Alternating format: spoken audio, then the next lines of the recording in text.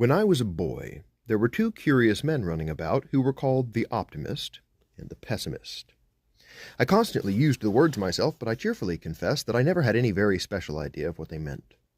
The only thing which might be considered evident was that they could not mean what they said, for the ordinary verbal explanation was that the optimist thought this world as good as it could be, while the pessimist thought it as bad as it could be.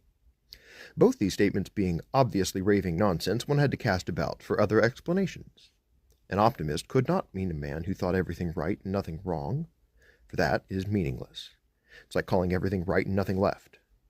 Upon the whole, I came to the conclusion that the optimist thought everything good except the pessimist, and that the pessimist thought everything bad except himself.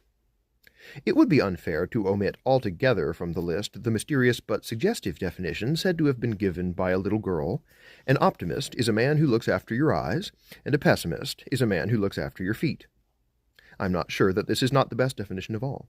There is even a sort of allegorical truth in it, for there might, perhaps, be a profitable distinction drawn between that more dreary thinker who thinks merely of our contact with the earth from moment to moment, and that happier thinker who considers primarily our primary power of vision and of choice of road. But this is a deep mistake in this alternative of the optimist and the pessimist. The assumption of it is that a man criticizes this world as if he were house hunting, as if he were being shown over a new suite of apartments. If a man came to this world from some other world in full possession of his powers, he might discuss whether the advantage of midsummer woods made up for the disadvantage of mad dogs, just as a man looking for lodgings might balance the presence of a telephone against the absence of a sea view. But no man is in that position.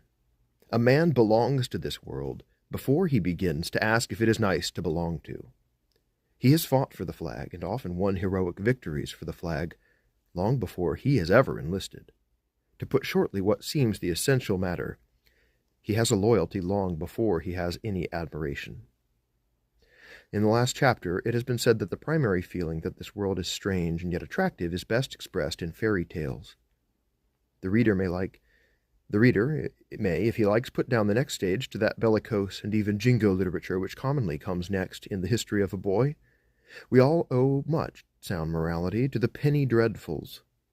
Whatever the reason, it seemed and still seems to me that our attitude toward life can be better expressed in terms of a kind of military loyalty than in terms of criticism and approval. My acceptance of the universe is not optimism. It is more like patriotism. It is a matter of primary loyalty. The world is not a lodging house at Brighton, which we are to leave because it's miserable. It is the fortress of our family, with the flag flying on the turret, and the more miserable